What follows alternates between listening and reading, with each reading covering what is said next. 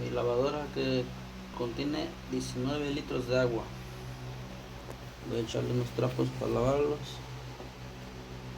Echar eso. Ese otro. Ese otro. Y ese otro. Luego en esta botella con hoyos cortada de abajo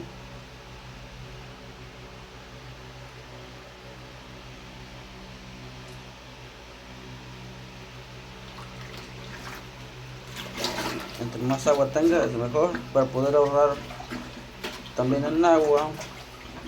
Pues debe tener harta agua, se desmugra como ahorita esa, la saco y vuelvo a echar más y ahí ahorramos en unos 20 litros de agua. Vamos a lavar varias piezas de ropa, cosa que pues a mano es muchísimo el agua que se gasta.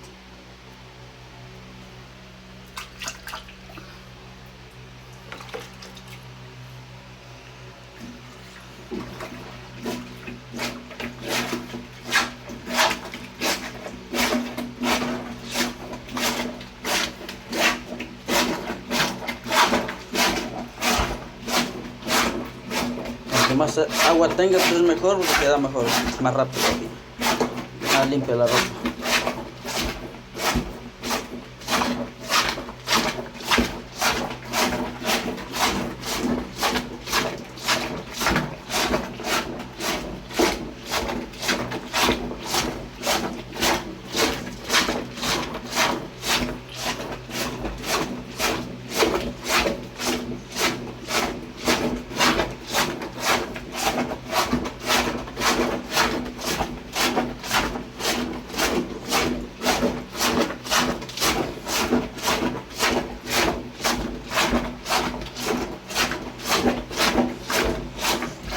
Pues así consecutivamente es un ejercicio.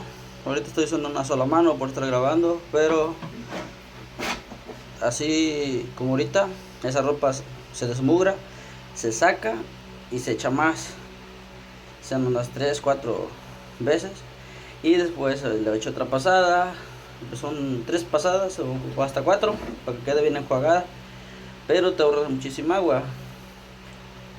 En una buena cantidad de ropa pues gastas muy poquita agua y queda bien limpia la ropa.